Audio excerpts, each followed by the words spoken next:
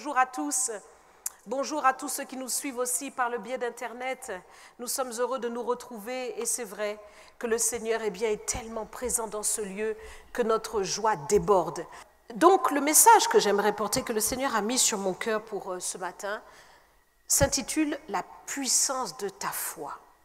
La puissance de ta foi pour posséder, pour entrer en possession. La puissance de ta foi. Et je crois vraiment que la pensée de l'Esprit est tellement merveilleuse. Nous voyons vraiment comment le Seigneur nous conduit. Nous voyons combien le Seigneur veut véritablement que chacun puisse rentrer en possession de ce qui est pour lui. Nous voyons combien le Seigneur veut nous donner une grande victoire collective et personnelle. Alors nous allons voir tout cela dans la parole de Dieu et je te demande vraiment de faire de la place dans ton cœur. Et si tu le veux bien, nous allons invoquer le Seigneur ensemble pour cela. Seigneur notre Dieu, nous voici devant toi. Nous voulons vraiment te donner gloire ce matin parce que tu es vraiment au milieu de nous. Et comme Marie à tes pieds, nous nous tenons devant toi pour entendre le son de ta parole. Seigneur ô Éternel, tu le dis et tu le montres encore. Que Seigneur, sur la terre tout entière, il y a beaucoup de troubles. Mais Seigneur ô Éternel, celui qui se confie en toi n'est pas confus. Et au contraire, Seigneur, ta puissance est à l'œuvre pour nous donner, Seigneur ô Éternel, d'être connectés à ton royaume et de vivre, Seigneur, l'intervention d'en haut. C'est pourquoi, Seigneur ô Éternel, voici ton peuple devant toi, chacun avec ses particularités. Voici ton peuple devant toi, nous tous ensemble avec le challenge que tu as placé pour l'œuvre que tu nous as confiée. Et nous te demandons ce matin de pouvoir véritablement nous parler par la puissance de ton esprit. Nous avons besoin d'entendre le son de ta voix et nous faisons taire toute voix contraire afin de t'écouter ce matin. Et nous te disons merci Père dans le nom merveilleux de Jésus et nous disons ensemble Amen. Alors si on peut augmenter mon micro dans les retours s'il vous plaît afin que j'ai une aisance et que je ne sois pas en train de crier pour m'entendre. Alors ce matin, le passage que nous allons prendre et qui va démarrer cet enseignement se trouve dans Matthieu au chapitre 19 à partir du verset 27. Pierre prenant alors la parole, lui dit « Voici, nous avons tout quitté et nous t'avons suivi, qu'en sera-t-il pour nous ?» Jésus leur répondit « Je vous le dis en vérité, quand le Fils de l'homme, au renouvellement de toutes choses, sera assis sur le trône de sa gloire, vous qui m'avez suivi, vous serez de même assis sur 12 trônes, et vous jugerez les 12 tribus d'Israël. Et quiconque aura quitté à cause de mon nom ses frères ou ses sœurs, ou son père, ou sa mère, ou sa femme, ou ses enfants, ou ses terres, ou ses maisons, recevra le centuple et héritera la vie éternelle. Plusieurs des premiers seront les derniers, et plusieurs des derniers seront les premiers, car le royaume des cieux est semblable à un maître de maison qui sortit dès le matin afin de louer des ouvriers pour sa vigne. Il convint avec eux d'un denier par jour, et il les envoya à sa vigne. Il sortit vers la 3e heure, et il en vit d'autres qui étaient sur la place, sans rien faire. Il leur dit, « Allez aussi à ma vigne, et je vous donnerai ce qui sera raisonnable. » Et ils y allèrent. Il sortit de nouveau vers la 6e heure et vers la 9e heure, il fit de même. Étant sorti vers la 11e heure, il en trouva d'autres qui étaient sur la place, et il leur dit, « Pourquoi vous tenez-vous ici toute la journée sans rien faire ?» Ils lui répondirent, « C'est que personne ne nous a loués. »« Allez aussi à ma vigne, leur dit-il. » Quand le soir fut venu, le maître de la vigne dit à son intendant, « Appelle les ouvriers et paie-leur le salaire, en allant des derniers aux premiers. » Ceux de la 11e heure vinrent et reçurent chacun un denier. Les premiers vinrent aussi, croyant recevoir davantage. Mais ils reçurent aussi chacun un denier. En le recevant, ils murmurèrent contre le maître de la maison et dirent, « Ces derniers n'ont travaillé qu'1 heure, et tu les traites à l'égal de nous, qui avons supporté la fatigue du jour et la chaleur. » Il répondit à l'un d'eux, « Mon ami, je ne te fais pas tort. N'es-tu pas convenu avec moi d'un denier? Prends ce qui te revient et va-t'en. Je veux donner à ce dernier autant qu'à toi. Ne m'est-il pas permis de faire de mon bien ce que je veux? Ou vois-tu de mauvais œil que je sois bon? Ainsi les derniers seront les premiers, et les premiers seront les derniers, et les premiers seront les derniers. On va s'arrêter là. Donc c'est un passage que le Seigneur nous donne ce matin pour déjà nous positionner dans l'esprit de ce que Dieu fait et comprendre comment le Seigneur voit les choses. La première des choses, c'est que le Seigneur a un travail à faire et il cherche des disciples. Il fait de toutes les nations des disciples, en commençant par les 12. C'est ce qu'il a fait. Il a cherché 12 disciples. Nous savons que Judas est allé vers son lot parce qu'il a trahi le maître, le fils de la perdition. Mais certainement, il y a eu celui qui l'a remplacé, et Paul que nous connaissons, que nous considérons comme le 12e. Donc les 12 sont véritablement ceux qui ont bouleversé par le travail qu'ils ont accompli. Ils ont tout abandonné, tout quitté pour servir le Seigneur. Et quand Pierre a fait le compte de tout ce qu'il a abandonné pour suivre Jésus, une grande interrogation a mûri dans son cœur. Et il s'est demandé, et il en a parlé au Seigneur, que va-t-il en advenir de nous qui t'avons suivis?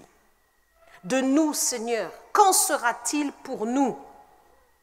Cela peut véritablement représenter l'interrogation de beaucoup quand vous avez fait un chemin, que vous avez parcouru un chemin, que cela fait peut-être plusieurs années que vous vous êtes tourné vers le Seigneur et qu'à un moment donné, vous êtes là et que vous n'avez pas encore vu la récompense du Seigneur.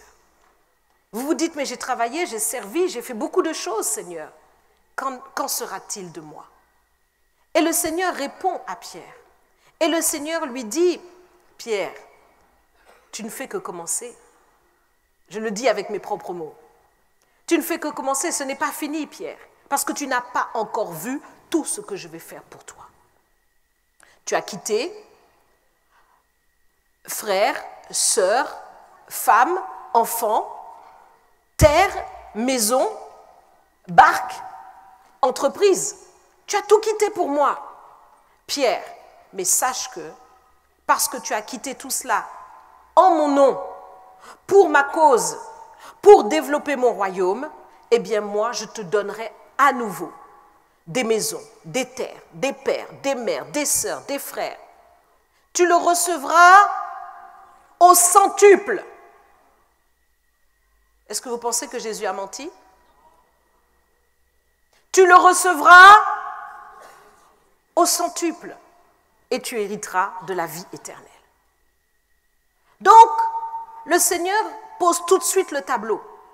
Il n'est personne qui fasse des sacrifices au quotidien dans sa vie pour servir le Seigneur qui restera de la même manière que comme il a commencé.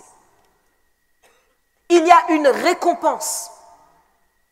Et cette récompense est grande. Elle est grande déjà sur la terre. Le Seigneur veut donner au centuple. Donc il faut déjà, premièrement, que tu t'inscrives dans cela si toi tu es celui ou celle qui fait beaucoup de sacrifices devant Dieu pour sa gloire, pour son nom. Tu te sépares de tes dîmes, tu te sépares de tes offrandes, tu te sépares peut-être des réunions familiales pour être au culte, tu te sépares de beaucoup de choses pour Jésus.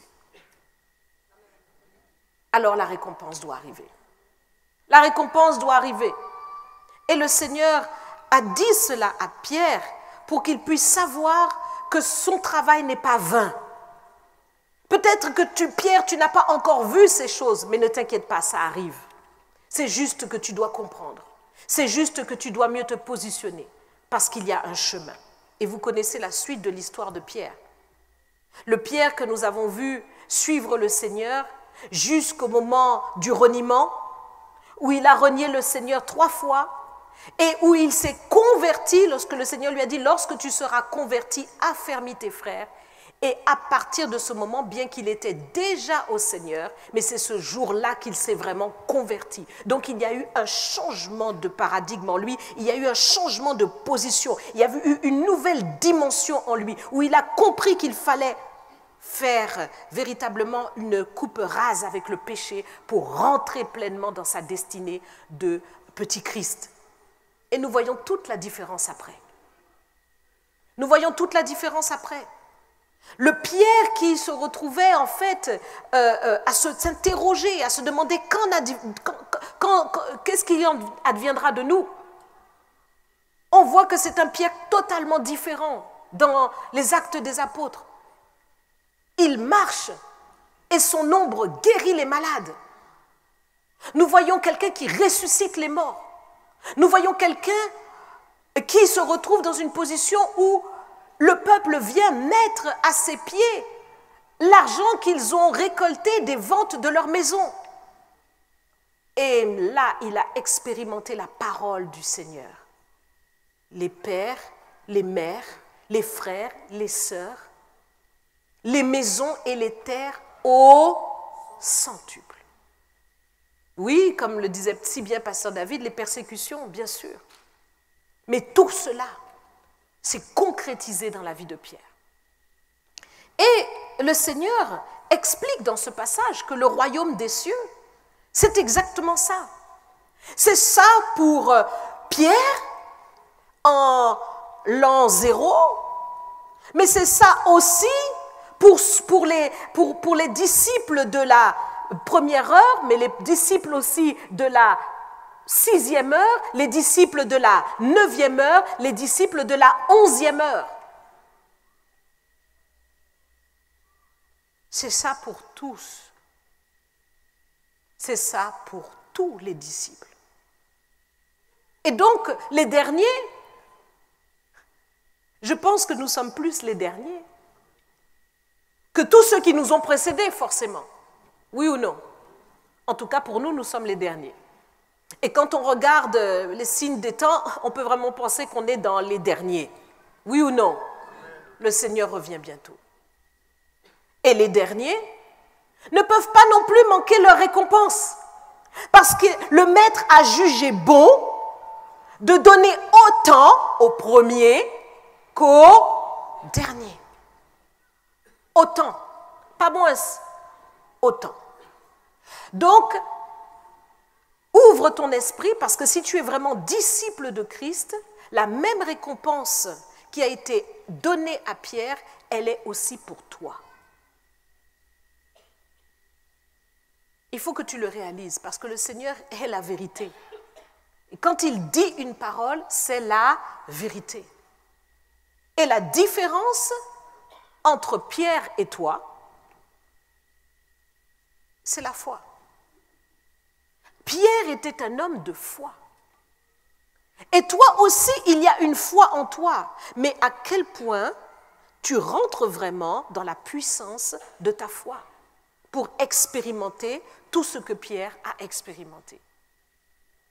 Les disciples de la dernière heure se sont présentés pour leur salaire et ils ont reçu leur salaire.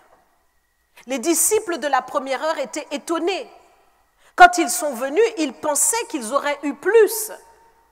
Comme les disciples de l'an 0, nous pourrons dire qu'ils pourraient penser qu'ils pourraient avoir plus que nous parce qu'ils ont subi toutes les persécutions, toute la chaleur du jour. Ils ont subi tout cela que nous n'avons pas à subir dans notre temps, dans notre génération, dans le lieu où nous nous trouvons. Oui ou non? Mais oui. Et pourtant, dans la bonté extrême du Seigneur, dans la bonté toujours étonnante du Seigneur, le Seigneur juge bon de nous donner le même salaire, la même récompense, la même, au centuple, au centuple. Alors la question peut se poser, mais pourquoi sommes-nous encore dans les miettes? Est-ce que je parle à quelqu'un ce matin?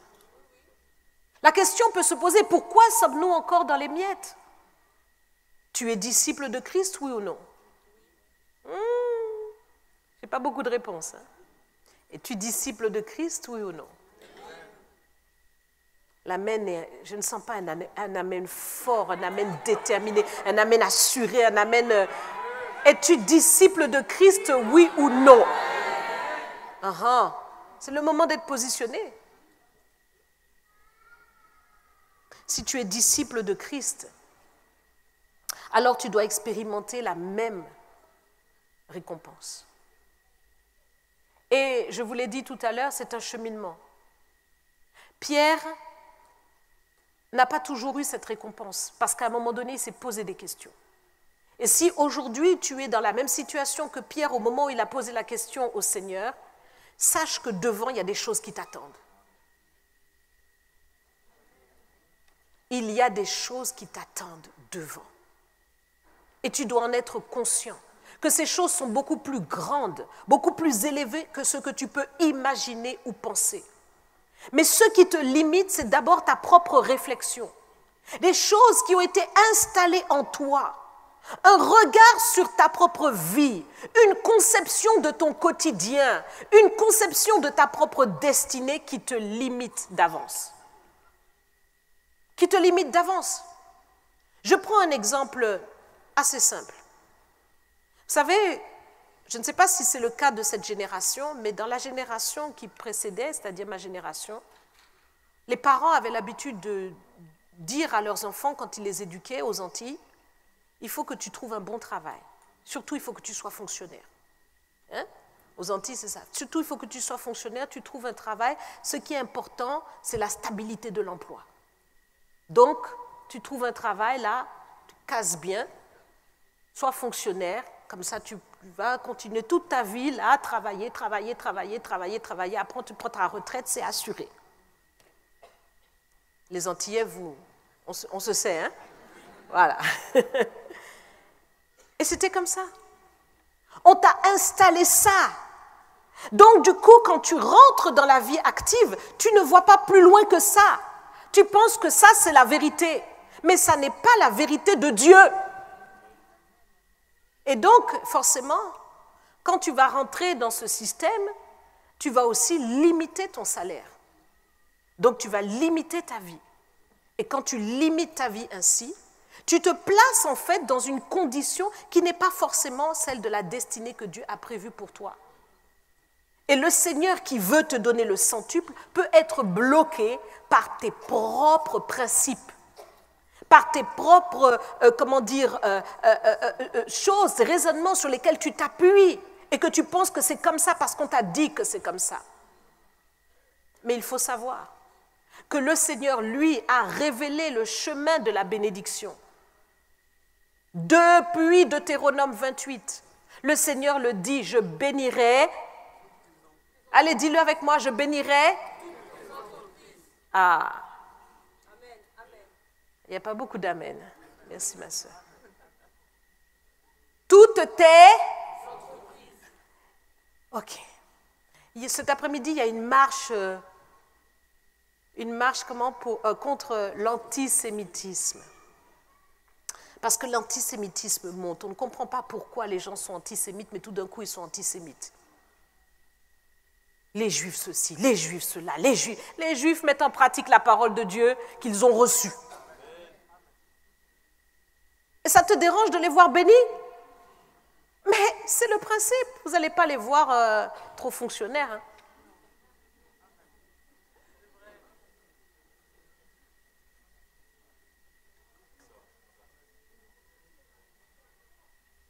Ils ont leur entreprise. Et nous, les fils du royaume, qui avons cru en Jésus-Christ, nous devons réaliser véritablement que ce que Dieu dit, c'est ça la vérité à laquelle nous devons nous attacher pour rentrer et expérimenter tout ce que Dieu veut pour nous. Et donc, effectivement, Pierre s'est posé beaucoup de questions, parce qu'il avait quitté beaucoup de choses, y compris sa pêche. C'était un homme d'entreprise, il avait plusieurs employés, des bacs, etc. Mais le Seigneur lui a donné une autre entreprise, plus grande, l'œuvre de Dieu. il était toujours dans l'entreprise. C'est toujours l'entrepreneuriat. Quand vous faites l'œuvre de Dieu, c'est l'entrepreneuriat. Vous entreprenez des choses pour la gloire de Dieu.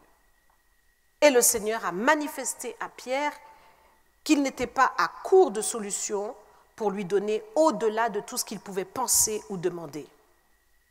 Donc, ce matin, ton esprit doit s'ouvrir et tu dois comprendre les principes de Dieu pour toi afin que tu accèdes exactement à cette parole-là. Il faut qu'une révolution se produise en toi. Que, mais attends, Jésus a dit ça, pourquoi je n'ai pas ça? Pourquoi je ne suis pas dans ça? Je te le dis, la différence entre toi et Pierre, c'est ta foi. Ta foi. Il y a une puissance dans ta foi qui te donne accès aux choses que Dieu a mis en réserve pour ses enfants. Mais bien souvent, ta foi dort.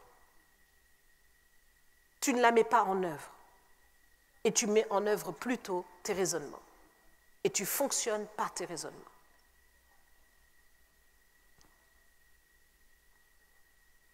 Je vais revenir là-dessus. Mais avant de revenir là-dessus, j'aimerais déjà premièrement expliquer le positionnement de foi de Pierre. Pierre a rencontré Jésus. Pierre a compris que Jésus est le véritable, le saint. Il a compris qu'il est le chemin, la vérité et la vie. Et désormais, il veut le servir de tout son cœur, de toute son âme, de toute sa force et de toute sa pensée et ne plus avoir honte du nom de Jésus-Christ. Donc, il change de position. Il se positionne pour désormais chercher premièrement le royaume et sa justice. Il met de côté son ego. Il met de côté toute peur des hommes pour ne chercher que le royaume et sa justice. Il met de côté sa propre vie. Peu importe ce qui adviendra de sa propre vie, son objectif, c'est de chercher le royaume et sa justice. C'est ça la foi de Pierre. C'est-à-dire que Pierre maintenant utilise la foi qu'il a pour mettre en œuvre tout son positionnement. Son positionnement est déterminé par sa foi. Son positionnement ne va pas varier. À partir du moment où Pierre a décidé de se convertir profondément, il s'est repenti et il est revenu à Jésus-Christ, on voit jusqu'à la fin de sa vie qu'il n'a pas changé de positionnement. Il est rentré dans une détermination sans faille. Et là est la puissance de sa foi. Il s'est ancré comme on connecte un chargeur à une prise. Il s'est connecté comme une encre que l'on ancre bien au sol ou sur le rocher. Il s'est ancré là et rien ne pouvait le déstabiliser. Toi aussi, tu as une foi et il faut que tu apprennes à ancrer ta foi. Il faut que tu apprennes à connecter avec le royaume. Il faut que tu apprennes à utiliser pleinement ta foi pour qu'elle déploie tout ce que Dieu a prévu pour toi. Quand nous disons que Pierre a changé de positionnement, lorsqu'il s'est retrouvé là, sous la pression de cette servante qui lui dit « Mais toi aussi tu étais un Galiléen », Pierre a renié le maître parce qu'il a eu peur. Il a eu peur de ce qu'on allait dire de lui, peur de ce qu'on allait penser de lui, peur de ce qui allait en advenir de lui, peur de mourir, peur d'être lapidé, peur de tout perdre, peur, toutes sortes de peurs. Ta peur paralyse ta foi. Ta peur t'empêche de prévaloir et de faire prévaloir le royaume. Et ta peur est un boulevard pour Satan. C'est ce qui s'est passé. Jésus dit, Satan t'a réclamé, Pierre, pour te cribler comme du froment. Mais j'ai prié pour toi afin que ta foi ne défaille point. Parce qu'il aurait pu perdre la foi dans cette affaire. Mais le Seigneur n'a pas permis. Au contraire. Et donc, j'aimerais que tu comprennes que les peurs qui peuvent être là dans ta vie sont véritablement les fossoyeurs de ta foi. Elles sont là pour empêcher que ta foi puisse prendre toute sa dimension et que ta foi puisse te faire rentrer dans tout ce que Dieu a prévu, y compris ton propre développement, ton propre accroissement et celui du royaume. Pierre, une fois qu'il s'est positionné pour ne chercher que le royaume et sa justice, eh bien, il a focalisé toute son attention sur le royaume. Non pas dans une attitude religieuse, pour dire que chaque dimanche, maintenant, on va se réunir et on va prier, on va louer le Seigneur, et puis après, on va retourner à nos activités. Non. Pierre est rentré, non pas dans une attitude religieuse, mais dans une attitude de discernement. Discernement pour voir et savoir tout ce que le Seigneur pourrait lui demander, tout ce que le Maître pourrait attendre de lui, afin qu'il l'exécute promptement. C'est ça la foi de Pierre. Et toi, est-ce que ta foi te pousse à chercher le royaume au point de discerner et d'entendre et de voir tout ce que le Seigneur a prévu pour toi?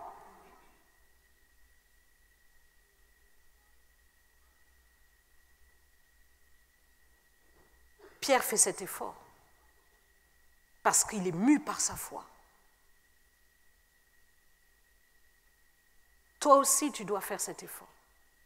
Toi aussi, tu dois sentir quelque chose qui doit te booster au-dedans de toi pour aller chercher cette dimension-là. C'est la foi. La foi de Pierre, qui est une capacité à voir dans le monde spirituel. Pierre est là.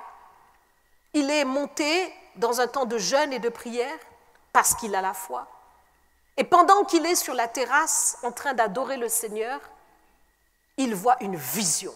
Ses yeux sont ouverts parce qu'il a la foi. Ses yeux sont ouverts, spirituellement parlant. Il a une extase et le Seigneur lui montre toutes sortes de reptiles, d'animaux impurs selon la loi. Et le Seigneur lui dit, Pierre, tue et mange. Alors Pierre dit, mais maître, Seigneur, je n'ai jamais rien mangé d'impur. Parce que Pierre est dans la sanctification. Pierre obéit à la loi, c'est un juif. Le Seigneur lui dit, Pierre, tue et mange 3 fois. Et la vision s'arrête. Et il comprend. Il comprend que le Seigneur, en fait, l'envoie vers les païens.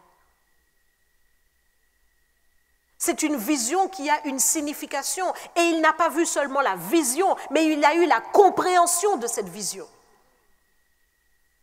Beaucoup de vous, vous arrêtez à avoir des songes et des visions, vous ne les comprenez pas. Mais est-ce que vous cherchez à avoir l'interprétation? Je n'ai pas dit en demandant à Pasteur Jocelyne qu'est-ce que mon songe veut dire. Parce que c'est ce que vous faites.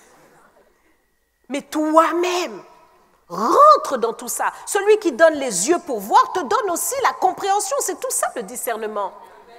L'interprétation des songes et des visions, c'est un don de Dieu. Demande-le. Tu dois comprendre ce que Dieu te dit. Tu dois rentrer dans cette dimension-là. Et ces gens viennent, arrivent, parce que c'est... comment s'appelle-t-il encore? Celui qui priait, Corneille. C'est Corneille qui a envoyé vers lui ses serviteurs pour dire, viens vite dans ma maison, j'ai vu un ange. Et là, Pierre comprend. Il comprend tout de suite et il y va. Parce que l'Esprit lui dit, va. Voyez, donc il est dans une connexion avec le royaume. Il entend quand l'Esprit lui parle et il fait ce que Dieu lui dit. Toi aussi, tu dois rentrer dans cette dimension-là. C'est ça la différence entre toi et Pierre. Pierre n'est pas plus que toi. Je veux te le redire, Pierre n'est pas plus que toi. Nous le regardons comme un surhomme. Non, non, non et non. Pierre était un homme comme toi.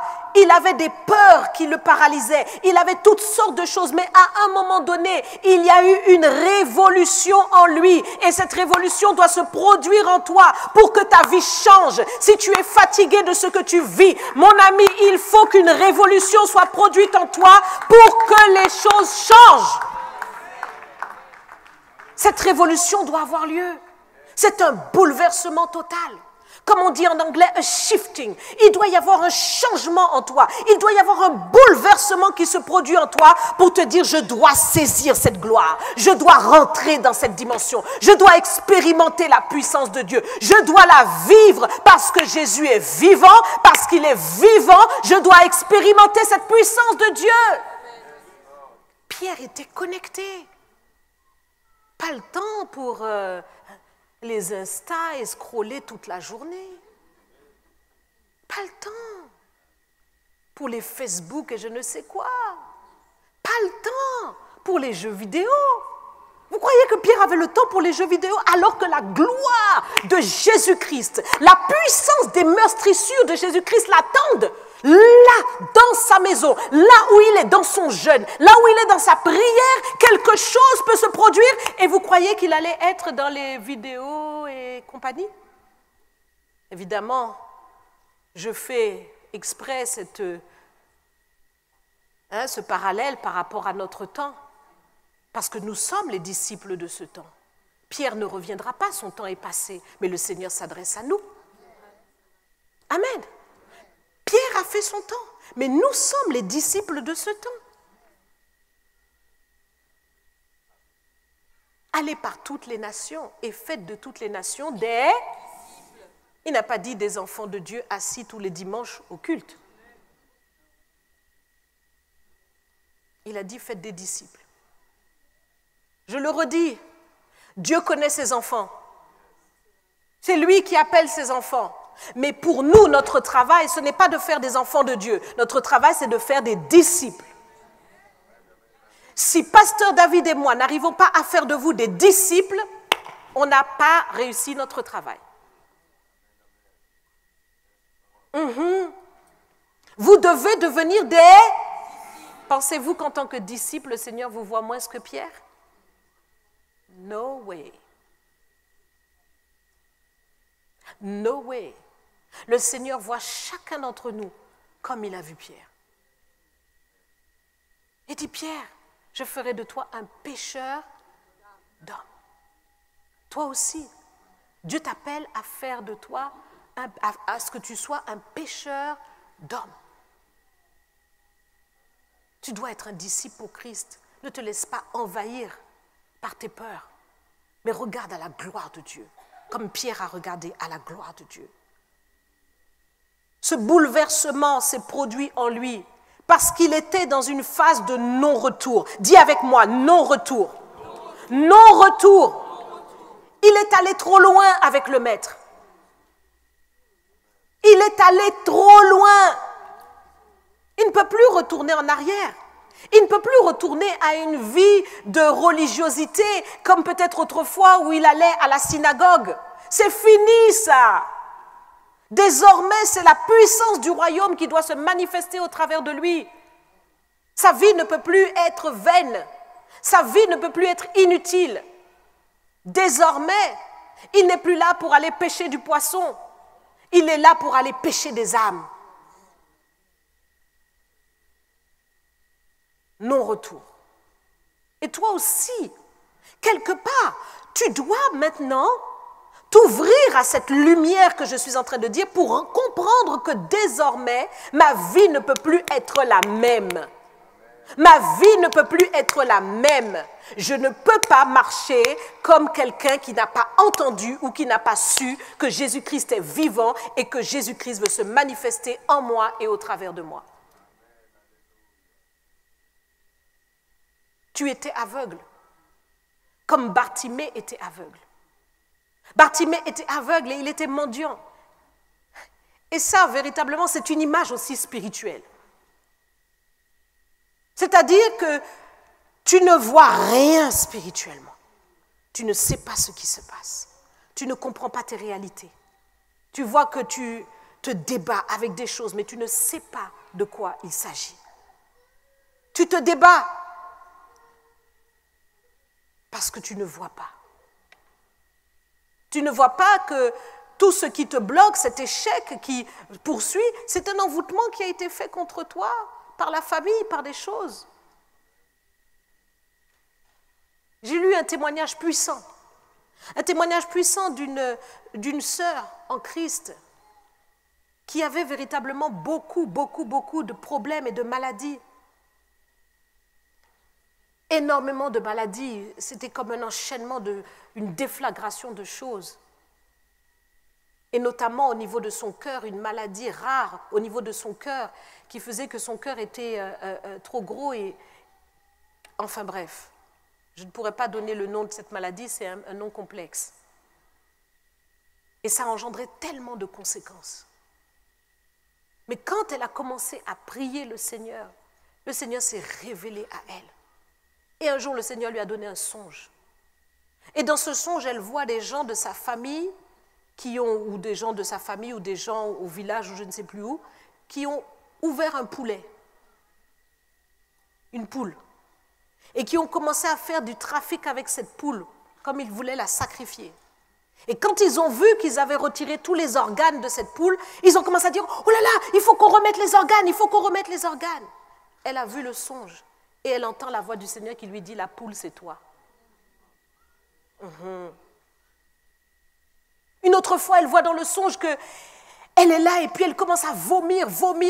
Et quand elle vomit, ce sont des serpents et des serpents et des serpents et des serpents.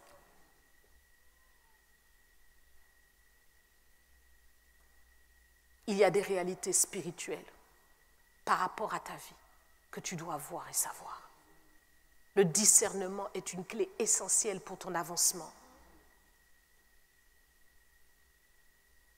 Bartimée est là, aveugle et mendiant au bord de la route. Il est là. Dans cette situation dans laquelle il se trouve, il ne voit pas clair. Il ne sait pas même pourquoi il est dans cette situation. Mais à un moment donné, parce qu'il a su que Jésus passait, la révolution s'est produite en lui. Une révolution profonde. Fils de David, aie pitié de moi. Fils de David, aie pitié de moi. Bartimée, chut. Bartimée, tu déranges le maître, Bartimée. Fils de David, aie pitié. Il crie encore plus fort. Personne ne peut l'en empêcher de crier encore plus fort. Personne ne peut l'en empêcher parce qu'il sait qu'à cette connexion qu'il va établir avec le roi des rois et le seigneur des seigneurs, certainement sa condition va changer. Il le sait. Cette révolution s'est produite en lui à tel point que maintenant, lorsque le maître l'appelle, il jette son manteau à terre. Le manteau était un manteau que l'on donne à tous ceux qui sont handicapés, malades, etc., pour que l'on puisse reconnaître la personne dans son handicap. Il a jeté son manteau d'aveugle parce qu'il sait que plus jamais il ne le sera encore. Il sait que désormais, cette situation est terminée. Je m'en vais vers le maître. Je rentre dans ma nouvelle dimension. Je rentre dans ma destinée. Je rentre dans ma vie. Je rentre dans les choses que Dieu a pour moi. Et mes yeux s'ouvrent désormais. Je le vois, je le saisis. Je le saisis avant même de le vivre. Je jette mon manteau. C'est ça qu'il a fait. La révolution s'est produite en lui pour avoir le plus de Dieu. Tu ne dois pas te satisfaire de ce que tu es, de ce que tu as. Tu ne dois pas te satisfaire. Ceux qui se satisfont s'arrêtent et ils reculent. Ils reculent. J'entends même certains qui n'ont plus besoin, soi-disant, de l'Église, tellement ils sont bénis. Ah, mais l'arrivée, ça risque d'être grave. Bref, je ferme la parenthèse. Bartimée a compris et il a saisi. Et il est rentré dans cette dimension-là, cette dimension puissante pour expérimenter la gloire de Dieu. Toi aussi, tu dois expérimenter la puissance de Dieu et une révolution doit se produire en toi. Parce que tu es là exactement comme Bartimée, aveugle, tu ne connais pas qui tu es. Tu te méprises parce qu'on a dit de toi que tu dois être là, là, juste là. Je dirais même là, là, reste là, même bien en bas. C'est ce qu'on t'a dit. Mais Bartimée, à la force de son poignet, si je puis dire à sa détermination, à crier, « Fils de David, aie pitié de moi !»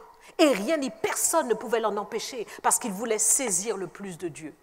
Qu'est-ce que toi tu fais pour dire « Taisez-vous » et saisir ce que Dieu a pour toi? Qu'est-ce que tu fais comme Élisée? Chaque fils de prophète vient, oui, tu sais, taisez-vous, parce qu'il est concentré pour saisir ce qui est à lui.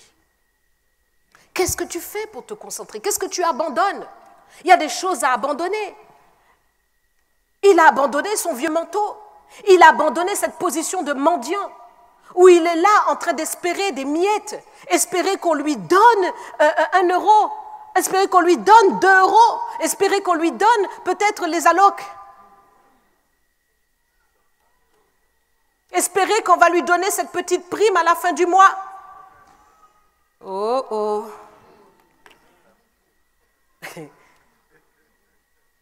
Il a lâché. Il a lâché cette position de mendiant pour devenir maître, un maître dans les choses. Parce que lui aussi voulait voir.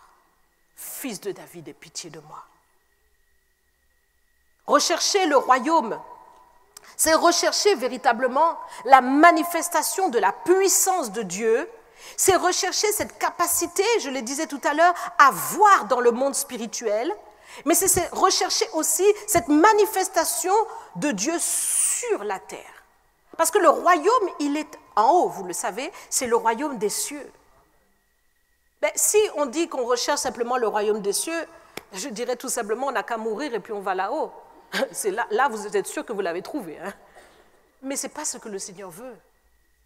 Le Seigneur dit de rechercher le royaume sur la terre. Dieu veut que son royaume soit manifesté sur la terre. Donc le Seigneur veut que son royaume soit palpable, perceptible sur la terre, parce que son royaume qui est dans les cieux s'étend sur la terre. C'est ce qu'il veut. Il veut que nous recherchions le royaume et il veut que nous recherchions sa justice. Le royaume de Dieu, qu'est-ce que c'est? C'est l'intervention du Tout-Puissant. C'est là où le Seigneur règne. Là où il y a la maladie, le Seigneur met la guérison. Là où il y a la perdition, il met le salut. Là où il y a les manques, il met sa provision. C'est le royaume. C'est le royaume. C'est le royaume en mouvement pour accomplir tous les dons, toutes les choses que le Seigneur a à manifester. Sa sagesse, sa révélation, c'est le royaume. Là où nous sommes rassemblés pour louer le Seigneur, c'est le royaume. Mais maintenant, le Seigneur veut aussi que nous recherchions sa justice. Et là, ce n'est plus la part de Dieu. Quand nous parlons du royaume, c'est l'intervention de Dieu. C'est Dieu qui intervient. C'est là où il règne, il siège et il pose un décret. Il dit une parole et cette parole s'accomplit. Oui, ça c'est le royaume. Et pour que ce royaume se manifeste, nous avons à nous exposer à la gloire de Dieu pour devenir des canaux, là où le Seigneur met son onction sur nous, là où il met sa puissance sur nous, pour que nous puissions poser les mains, imposer les mains, que les malades soient guéris, que nous puissions décréter sa parole et que sa parole s'accomplisse. C'est ça que le Seigneur veut. Mais quand nous imposons la main, ce n'est pas nous qui guérissons, c'est Dieu au travers de nous. Donc c'est la part de Dieu, c'est le règne de Christ. Mais la justice du Seigneur, c'est maintenant à nous de l'exercer. La justice, c'est ce que tu vas faire pour pouvoir corriger une situation qui n'est pas droite, qui n'est pas juste devant Dieu. Quand le Seigneur voit qu'il y a des gens qui sont dans la pauvreté, quand le Seigneur voit qu'il y a des gens qui sont dans toutes sortes de manques et qui n'ont pas de solution, le Seigneur veut que tu sois cette main tendue. Comme il disait, donnez-leur vous-même à manger. Quand le Seigneur voit qu'il y a toutes sortes de situations difficiles, le Seigneur veut que tu sois exactement là pour pouvoir soutenir celui qui est faible. C'est là la justice du Seigneur. Dieu veut faire de toi le juste qui exerce la justice. Il n'y a personne sur la surface de la terre, personne qui possède la justice de Dieu, si ce n'est toi, le chrétien. Toi, le petit Christ, toi, le disciple du Seigneur. Il n'y a personne. Même lorsque nous allons en justice et que nous nous retrouvons devant les juges, nous rencontrons des juges iniques, des juges qui ne sont pas justes, qui sont là et qui prennent des décisions au détriment des familles, qui assènent au détriment des familles. Ils ne sont pas justes, mais toi, tu as la justice. Toi, tu es le juste de Dieu et tu peux exercer la justice. Tu peux faire quelque chose parce que toi, tu as ça en toi. Tu as le royaume en toi. Toi, tu peux faire. Et donc, maintenant, lorsque nous disons qu'il faut rechercher premièrement le royaume et la justice, ça va vouloir dire maintenant pour toi que tu dois sortir de cette dimension où toi-même tu es en fait soumis à ce monde dans tous les domaines de ta vie. Est-ce que tu entends ce que je suis en train de dire? Ça veut dire quoi? Ben, dimanche, alléluia, alléluia, alléluia. Et puis quand tu sors de là, lundi, je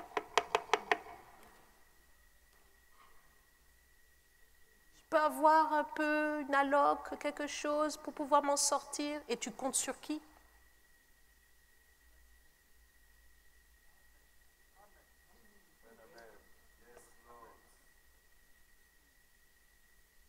Si tu veux pouvoir aider ton prochain dans la dimension dans laquelle Dieu veut que tu puisses l'aider, il faut que tu aies plus.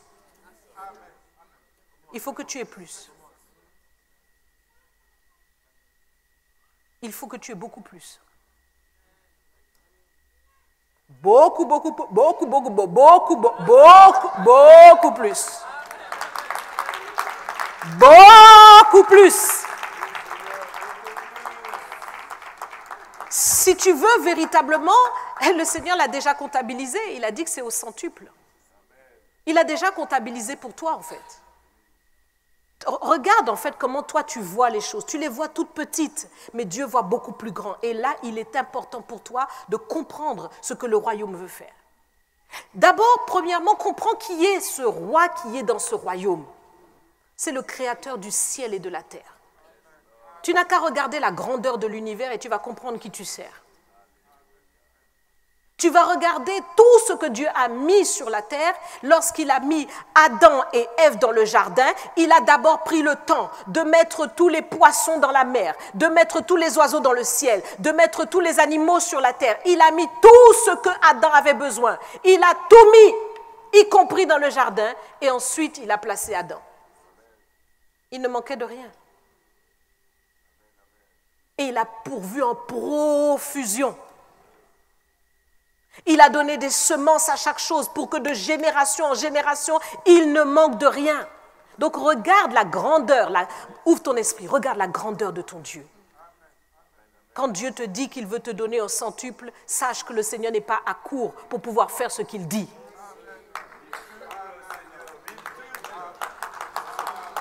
Comprends. Il n'est pas à court. Il sait exactement comment il peut faire et comment il va faire. La preuve, Jésus en a donné la démonstration à Pierre. Et c'est ça qui a commencé par bouleverser Pierre. C'est que Pierre, qui était habitué à être un pêcheur, qui était en train de faire la pêche habituellement, avait l'habitude d'avoir ses filets peut-être remplis de poissons, mais il n'avait jamais vu une telle provision comme il a expérimenté lors de la pêche miraculeuse. Non, jamais. Là, il a fallu appeler les autres barques. Les filets se rompaient. Vous imaginez? Mais vous imaginez? Et lorsque Pierre s'est retrouvé dans cette situation où les filets étaient remplis, il est tombé à genoux devant le Seigneur. Il dit, oh Seigneur, moi je suis un homme pécheur. Il a réalisé que là, c'est une dimension que je n'avais jamais vécue. C'est la dimension du Saint des Saints. C'est une dimension, mais qui dépasse mon entendement. Or, le Seigneur veut que tu comprennes que c'est à cette dimension qu'il veut t'exposer. Si tu rentres dans la foi de Pierre, tu l'expérimenteras. Tu l'expérimenteras. Le Seigneur aurait pu donner juste ce dont Pierre avait besoin. Vous êtes d'accord avec moi? Mais le Seigneur a donné à Pierre au-delà. Il en avait tellement, c'était en abondance. Ton Dieu est un Dieu d'abondance. Ton Dieu est un Dieu d'abondance. Ah. Regarde avec moi lorsque Jésus multiplie le pain. Il multiplie le pain pour 5000 hommes, sans compter les femmes et les enfants. Et avec 5 pains et 2 poissons, il multiplie à profusion. Et la profusion est telle que tout le monde a mangé et il en reste 12 paniers. Donc le Seigneur est un Dieu de quoi? Et il est un Dieu pour faire du gaspillage? Non, parce qu'il dit ramasser les morceaux. Mais en fait, Dieu est un Dieu d'abondance et il veut nous le montrer par ces choses. Il veut que tu comprennes cette dimension d'abondance parce que tu en as besoin pour aider les autres. Ce n'est pas pour la convoitise. Ce monde te montre une image. Il te montre les jets privés, il te montre les piscines, les yachts, les trucs de luxe. C'est pas ça. On n'est pas dans cette convoitise-là. Mais ce qui nous intéresse, c'est de faire le job. Nous avons besoin de prendre les lieux. Nous avons besoin de prendre les bâtiments. Nous avons besoin de faire les télévisions. Nous avons besoin de faire les radios. Nous avons besoin de saisir les âmes pour Christ. Nous avons besoin de faire des œuvres humanitaires. Nous avons besoin de nourrir. Nous avons besoin de donner du travail. Nous avons besoin de ces choses. Nous avons une grande œuvre à faire. Si tu es disciple, tu as une grande œuvre à faire. Et pour cela, il te faut des moyens. Le Seigneur a pourvu. Rechercher le royaume sur la terre et sa justice. Ah, tu vas comprendre que tu as besoin de ce centuple-là et que ce n'est pas tout simplement, une récompense pour te faire plaisir. Non, c'est parce que tu en as bien besoin pour l'œuvre. Tu en as bien besoin. Oui. Alors comment tu vas faire? Le royaume va te donner de prier, de jeûner, pour pouvoir être revêtu d'une onction puissante, afin que le royaume s'exerce au milieu de toi. Mais s'il te plaît, peuple de Dieu, peuple du CRC, vous qui m'écoutez, ne t'arrête pas là. Ne t'arrête pas à ça. Parce que rechercher le royaume est une chose, mais il faut manifester sa justice. Et donc, ça va de pair. Jésus ne dit jamais rechercher le royaume seulement. Il dit rechercher premièrement le royaume et sa justice, et tout vous sera donné par-dessus. Donc si tu recherches tout le temps le royaume, tu recherches, et que tu ne manifestes pas la justice du Seigneur, quelque chose ne va pas. Et tu ne peux pas arriver jusqu'au bout de l'équation qui dit que le Seigneur te donne tout pleinement. Selon sa parole qui dit, recherchez premièrement le royaume et sa justice, et tout vous sera donné par-dessus. Il manque quelque chose à l'équation, c'est que tu ne manifestes pas la justice de Dieu. Tu ne manifestes pas. Ce n'est pas ta préoccupation, tu vis ta vie, tout ce que tu veux, c'est toi, ta maison, au moins peut-être pouvoir nourrir tes enfants, pouvoir te nourrir à la fin du mois, pouvoir te vêtir, payer ton loyer, et puis ça te suffit. Non, non, non et non, pas pour le disciple.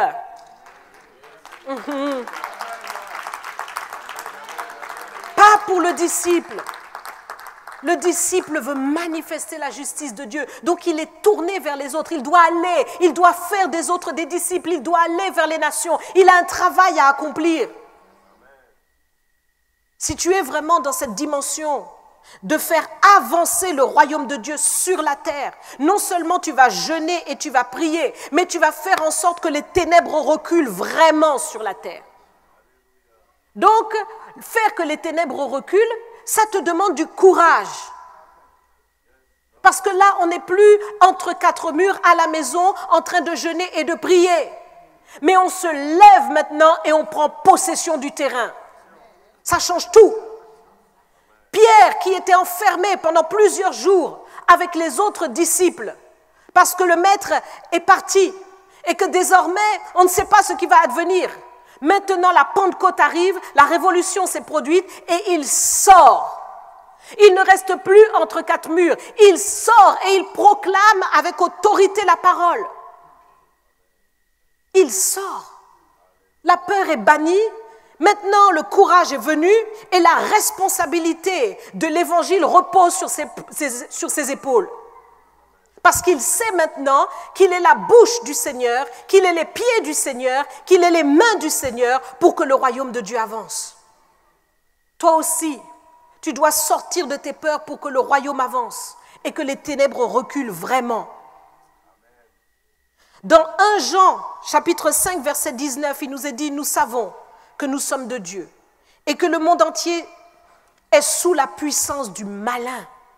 Le monde entier.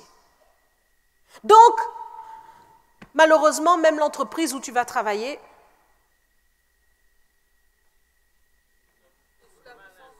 mais oui, on n'ose pas dire. Hein? On n'ose pas dire, mais c'est la vérité, oui ou non? Ce n'est pas moi qui le dis, c'est ce que la Bible dit. Qu'est-ce que ça signifie? Ça signifie que l'entreprise dans laquelle tu travailles, c'est toi qui dois être le directeur. Mais c'est ça. Il doit y avoir un changement. Mais c'est une image que je te prends. Si ce n'est pas dans cette entreprise, c'est dans une autre entreprise. Tu dois prendre le territoire, tu dois prendre...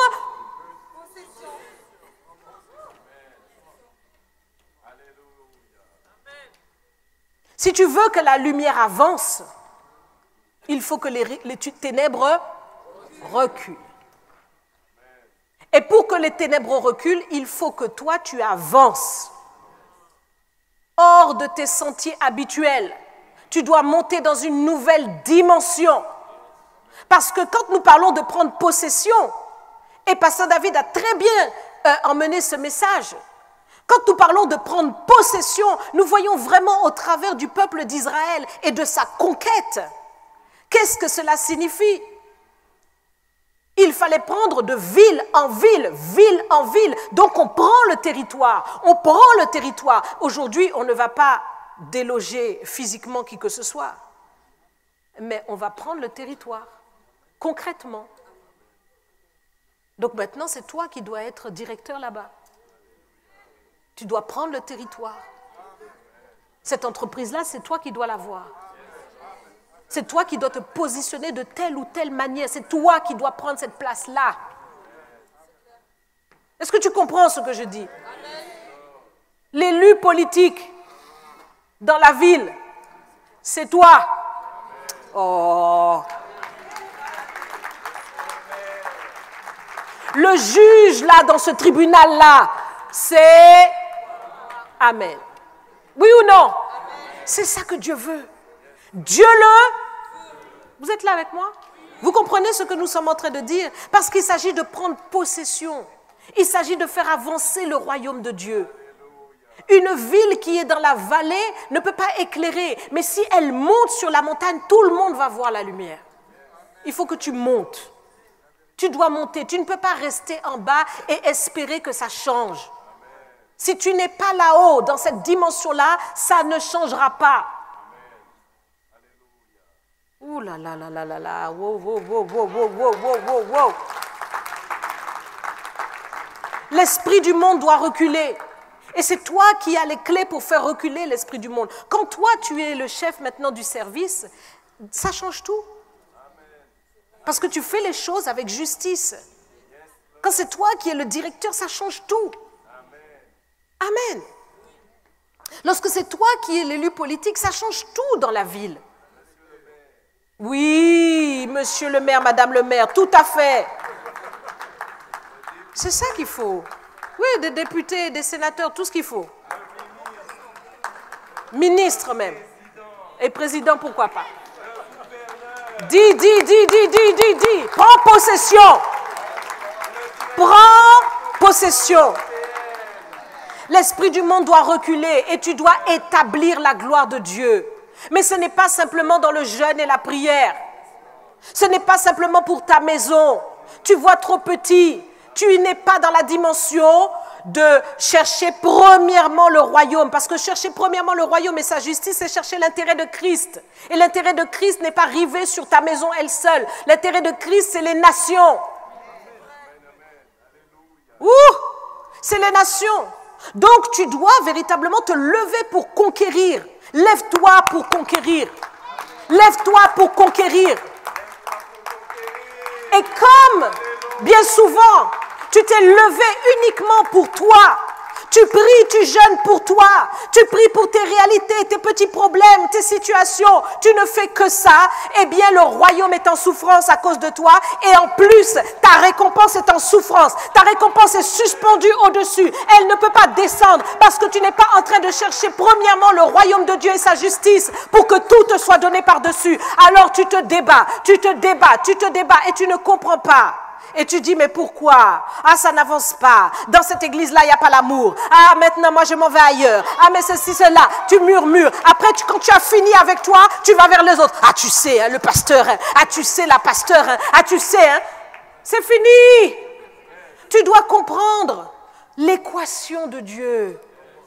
Cherchez premièrement le royaume de Dieu et sa justice, et tout vous sera donné par-dessus. Donc ouvre les yeux autour de toi et regarde ce que Dieu veut faire pour toi ou au travers de toi. Regarde ce que Dieu veut faire par toi et au travers de toi. Regarde et tiens-toi dans cette dimension-là pour aller maintenant dans une capacité à tendre ta main, à prier pour quelqu'un, à témoigner pour le royaume et à faire le job du Seigneur. Quand le Seigneur va voir que tu as besoin de plus d'argent pour soutenir ceux qui sont malheureux, que tu as besoin de plus d'argent pour financer son œuvre, que tu as besoin de plus d'argent pour faire en sorte que le CRC ne manque de rien ou quoi que ce soit, eh bien tu verras que le Seigneur pourvoira puissamment sur toi. Parce qu'il voit ta disposition et il voit qu'avec toi, le royaume avance vraiment. Ce matin, le Seigneur t'appelle à prendre du territoire et à conquérir. Conquérir, c'est te lever pour cette conquête. Oui, le Seigneur a parlé au travers de ceux qui nous ont précédés. Gédéon dit, levez-vous, levez-vous. Néhémie dit, levez-vous. Josué dit, levez-vous. Tout le monde dit, levez-vous pour conquérir. Et vous croyez que dans cette génération, nous ne dirons pas levez-vous? Je vous le dis, levez-vous, levons-nous, levons-nous pour la conquête. Pour la conquête. Conquérir quoi? Conquérir tout ce que l'ennemi a ou qu'il tient et qui n'est pas à lui, mais qui est à nous. Ah, je préfère te le dire.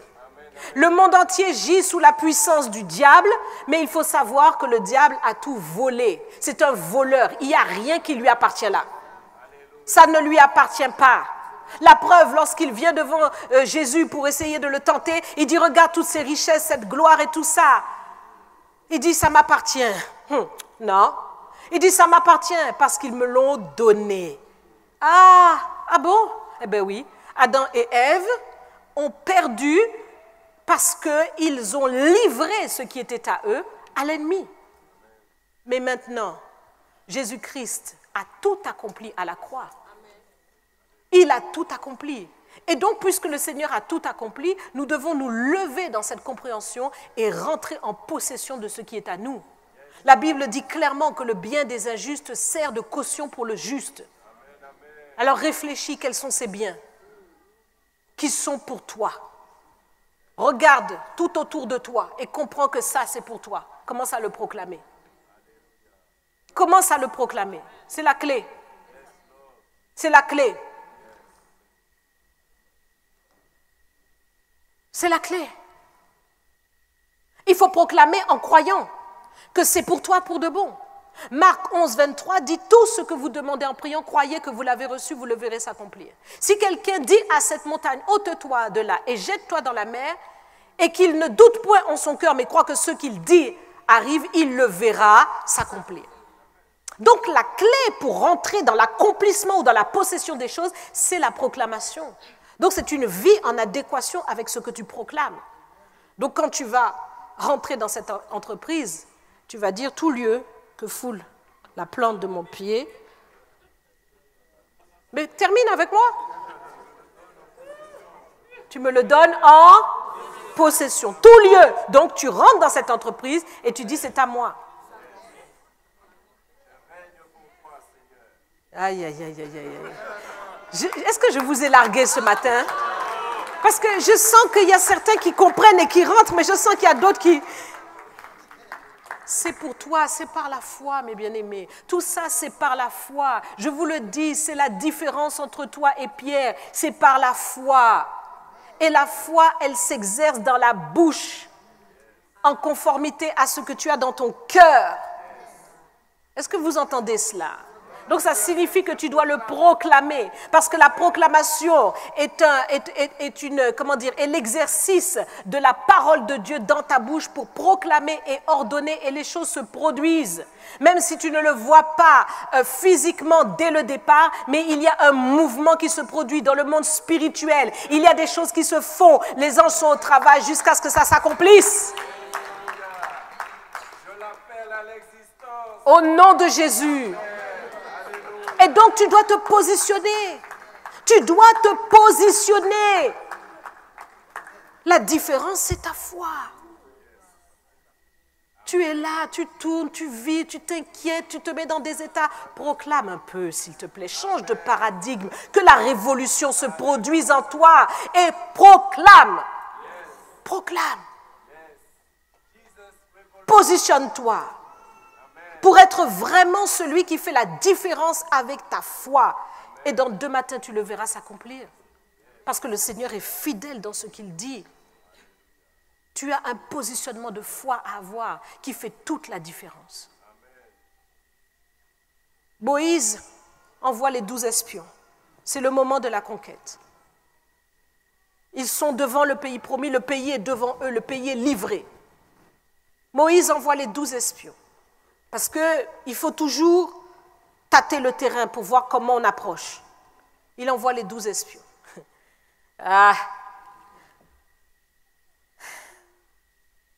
Les 12 espions reviennent avec les fruits du pays. C'est un pays vraiment extraordinaire. Vraiment, c'est un pays ceci, c'est un pays cela, c'est merveilleux. Les grappes sont tellement énormes qu'on a dû mettre ça sur un portant pour pouvoir emmener les grappes, tellement c'est lourd. Vous imaginez? Et c'est fort. Et malgré ça, malgré tous les miracles qu'ils ont vus, la mer Rouge qui s'est ouverte, tout ce qui s'est passé, l'armée de Pharaon qui a été engloutie. Malgré tout ce qu'ils ont vu, ce n'était pas assez. Et là, les espions, les 10, disent à Moïse et disent au peuple, mais seulement nous sommes comme des sauterelles. Nous étions comme des sauterelles à nos yeux et à leurs yeux. Je ne sais pas comment ils ont fait pour voir à leurs yeux. Quelle dimension d'imagination négative. Nous étions comme des sauterelles. Ce sont des géants, des anakim. Et ils ont transmis quoi? L'esprit de peur. Ce sont des leaders pourtant. Ce sont les espions, ceux qu'on en a sélectionnés parmi tout le peuple pour aller. Mais en tant que leader, ils n'étaient pas positionnés comme il convient. Et les leaders ont un rôle très important dans une œuvre.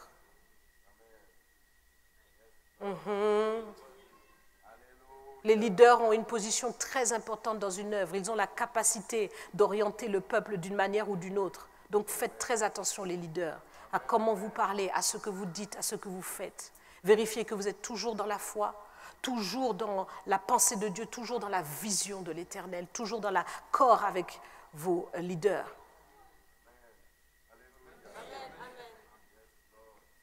Il n'y en avait que 2 sur les 12 qui ont donné le bon rapport et qui ont dit, mais ils n'ont plus d'ombrage, le Seigneur nous a livré le pays, nous avons la capacité de le prendre, prenons-le, allons-y. Mais sauf que le peuple aime la démocratie. Et donc ils ont écouté pour eux la majorité. Et la majorité avait tort. Parce que devant Dieu, ce n'est pas ça qui importe, ce n'est pas la majorité qui importe, c'est la vérité qui importe. Quelle est la vérité? La vérité de ta vie, la vérité de qui tu es, la vérité de ce que Dieu dit de toi, la vérité de ce que Dieu a ordonné sur toi. Quelle est la vérité? Tu veux continuer de regarder le rapport des réalités que tu traverses? Mais continue. Ça va t'emmener exactement où s'est retrouvé ce peuple, où ils sont restés dans le désert 40 ans et ils ont péri dedans. Parce qu'ils n'ont pas voulu croire à la vérité de Dieu et de sortir de leur zone de confort pour aller affronter ces Anakim et les renverser parce que Dieu était avec eux. Dieu aussi a déclaré des choses sur toi, tu les as vues en songe. Mais maintenant, il faut que tu rentres dans un positionnement qui soit en adéquation à tout ce que tu as vu.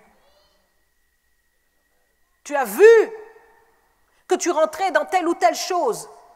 Tu as vu que tu étais ceci ou cela. Mais rentre dans cette dimension-là. Tu t'es vu serviteur, tu t'es vu prêcher, tu t'es vu chef d'entreprise. Mais rentre dans ces choses-là, change de positionnement. Deviens sérieux. Deviens fidèle dans les choses. Le Seigneur dit, fidèle dans les petites choses, je vous confierai de plus grandes. Deviens stable émotionnellement, stable sentimentalement, pour pouvoir construire, parce que Dieu ne te confiera jamais rien de glorieux, de merveilleux si tu n'es pas stable émotionnellement. Ce peuple n'était pas stable émotionnellement. C'est pourquoi ils n'ont pas pu rentrer dans le pays. Dès qu'ils ont entendu un son de cloche négatif, tout le monde pleurait, ils ont pleuré toute la nuit. Sur la base d'un faux rapport. Si tu n'es pas stable émotionnellement, lorsque les réalités vont se multiplier autour de toi de manière contraire, tu vas commencer à dire, ah ouais, là, je coule, là, je coule, là, c'est chaud, là, vraiment, là. Non,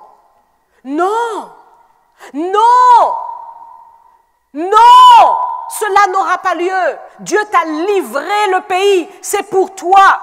Tu dois rentrer dans cette dimension, tu dois prendre possession. Donc si l'ennemi te dit que tu vas rester célibataire, dis non. Dis avec moi, non. Tu connais déjà l'issue. Parce que le songe n'a pas menti. Tu dois te positionner. Rentre dans ta stabilité. Si tu crois que tu auras toujours les mêmes problèmes, toujours les mêmes échecs, mais dis non à l'ennemi. Je connais déjà l'issue. Amen. Aux yeux de Satan, c'est lui qui est la sauterelle pour lui-même, face à toi. Aux yeux de Satan, il a peur de toi à cause de celui qui vit en toi. Il faut que tu prennes conscience de ça. Satan a peur. Il a peur que tu te lèves dans la prière. Il a peur que tu te lèves dans ta destinée. Il a peur que tu prennes les bonnes décisions. Il a peur que tu deviennes un homme fidèle à ton épouse. Il a peur que tu deviennes une femme fidèle à ton époux. Il a peur que tu deviennes consacré dans la prière. Il a peur que tu mettes maintenant la ceinture de la vérité à tes reins. Il a peur que tu sois quelqu'un qui ne soit pas dans la duplicité ou dans l'hypocrisie. Il a peur de ça. Parce qu'il sait que lorsque tu vas revêtir ton identité de disciple, plus rien ne sera comme avant. La révolution aura lieu et tu marcheras sur toute la puissance de l'ennemi et rien ne pourra te nuire. Il le sait. Il le sait. Il tremble déjà à cette idée. Parce que lorsque toi tu te lèves dans ton identité, tu causes des dégâts dans son royaume. Tu prends possession du territoire et tu deviens non seulement quelqu'un qui possède le territoire, comme la Bible dit que le juste possédera le pays, mais le Seigneur te dit qu'il fait de toi une bénédiction et une source de bénédiction. Donc maintenant, c'est toi qui emploies les autres. C'est toi qui donnes à manger à quelqu'un. Oh, quelle grâce! Quelle grâce! Le Seigneur veut que tu rentres dans cette dimension-là. Et effectivement, Satan a peur que tu rentres dans cette dimension-là. Il en a peur. Donc, ne renverse pas les rôles. La peur est dans son camp, pas dans le tien. Laisse la peur dans le camp du diable. C'est lui qui doit avoir peur et qui doit trembler devant toi. Et toi, tu dois te lever pour prendre possession par la foi puissante que Dieu t'a donnée. N'aie pas peur. Des choses qui te sont inconnues, mais vers lesquelles Dieu t'envoie. Dieu te dit, c'est moi qui t'envoie, je suis avec toi. N'aie pas peur.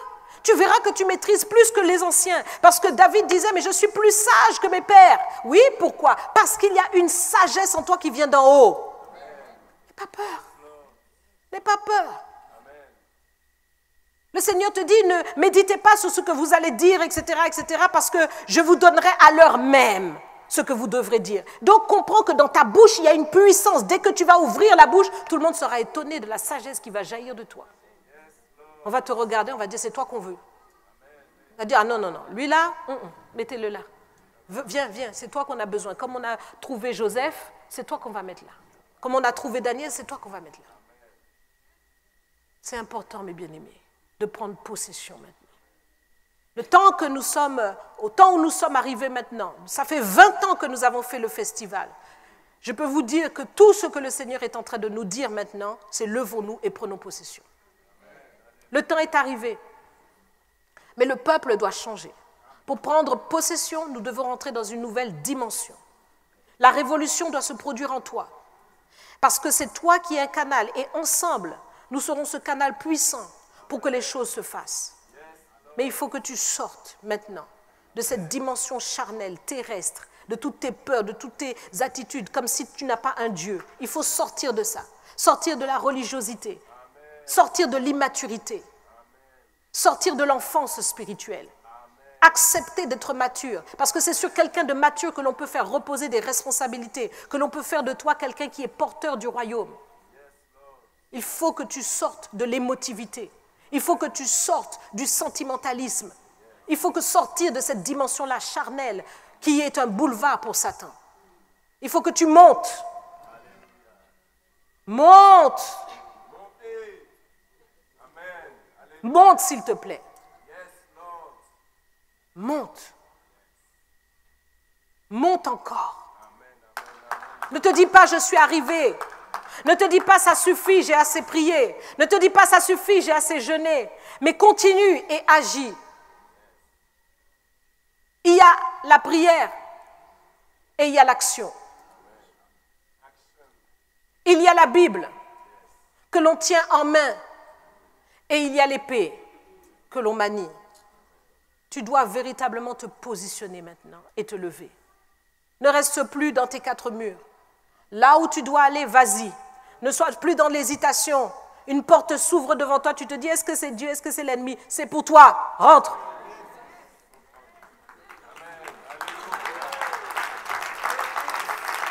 C'est pour toi. Le temps est arrivé, mes bien-aimés. Là, je peux vous dire que le temps est arrivé de prendre possession. Et ceux qui prennent possession, ce sont des personnes qui sont assurées, pas des gens timides, timorés, qui sont toujours hésitants, qui sont toujours derrière. L'esprit de timidité, ce n'est pas l'esprit que Dieu t'a donné. C'est un esprit fort que Dieu t'a donné. C'est l'esprit d'amour et de sagesse. Donc, sors de cette timidité-là où tu veux t'amoindrir, mais rentre maintenant dans ta dimension. Rentre dans ta dimension, c'est celle de Dieu, c'est celle du lion de la tribu de Juda. Le lion ne recule devant rien, le lion ne recule devant rien, le lion ne recule devant personne. Aucun animal ne peut tenir devant le lion. Vous croyez que le lion recule devant l'éléphant? L'éléphant a beau être gros, l'hippopotame a beau être gros, mais le lion ne recule pas devant, parce qu'il sait ce qui est en lui. Amen. Toi aussi, rentre dans ta dimension. Tu es le fils, tu es la fille du lion de la tribu de Juda. Tu dois réaliser que tu possèdes la nuque de tes ennemis. Lève-toi.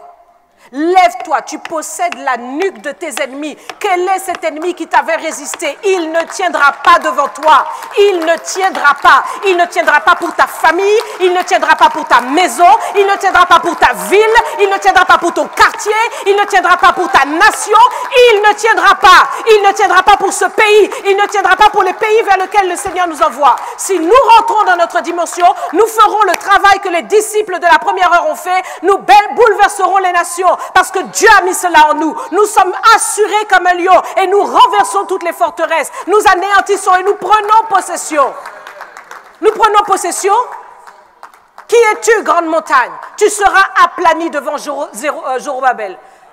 Tu seras aplani. Si tu es déterminé, si tu te lèves comme Pierre s'est levé, plus rien ni personne ne pourra t'arrêter.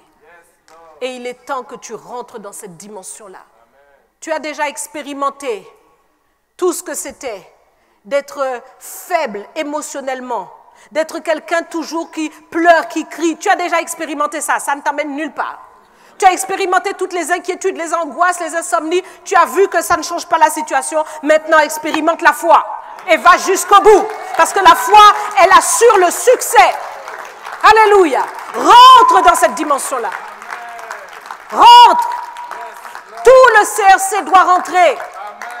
Tout le CRC doit rentrer. Je dis bien tout le CRC doit rentrer.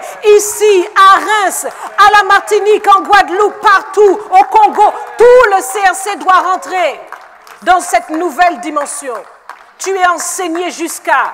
Tu es enseigné jusqu'à, je te le dis, tu as eu formation, tu as eu IFM, tu as eu jeûne, tu as eu prière, tu as eu Jéricho, tu as 10 jours, tu as tout.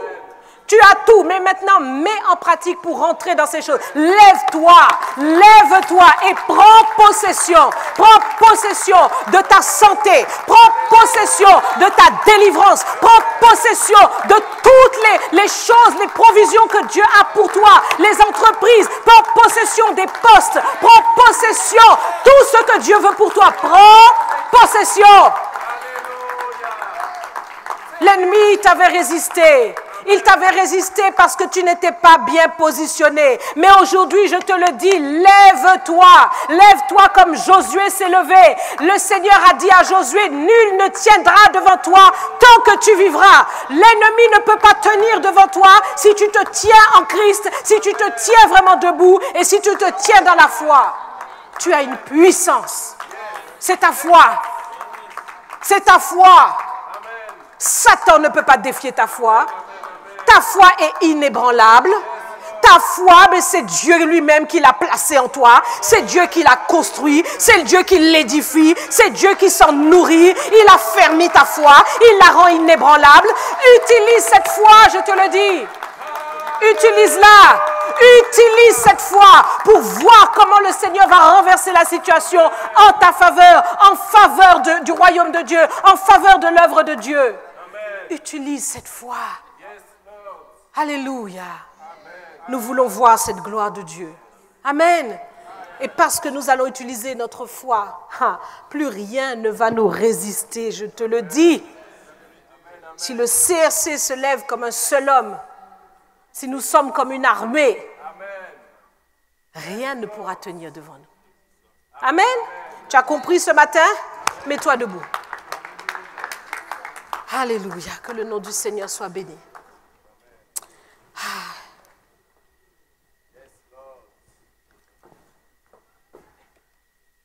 Alors nous allons répéter quelques paroles pour nous positionner dans cette foi. Toi qui es à la maison et qui as entendu ce message et qui te laisse toucher, toi aussi, tu vas répéter ces quelques paroles. Seigneur Jésus, aujourd'hui, j'ai compris, j'ai entendu ta parole qui est la vérité. J'accepte la maturité du disciple pour recevoir dès maintenant ma récompense, le centuple que tu promets à tous ceux qui cherchent premièrement le royaume et sa justice, afin que tout me soit donné par-dessus, que je ne manque de rien, Parce que tu me conduis comme un berger à accomplir toutes tes volontés. À partir de maintenant, plus rien n'est comme avant. La révolution se produit en moi et je suis vainqueur. Je rentre dans cette dimension et ta gloire se manifeste au-delà de tout ce que je pense ou demande. Seigneur, je le reçois maintenant même. Désormais, je suis un disciple et ta gloire est manifestée. Au nom puissant de Jésus. Merci Seigneur. Cette révolution, je l'accepte. Cette révolution, je prie et je parle à l'Esprit pour qu'il la déclenche en moi. Je veux cette révolution, Seigneur, afin que désormais, quelque chose se passe. Pour que je jette le manteau de l'échec, le manteau de la peur, le manteau de l'aveuglement, le manteau de l'assoupissement, le manteau de la lourdeur, et que désormais, je sois la femme, l'homme de la situation. À partir de maintenant, je rentre dans ma destinée.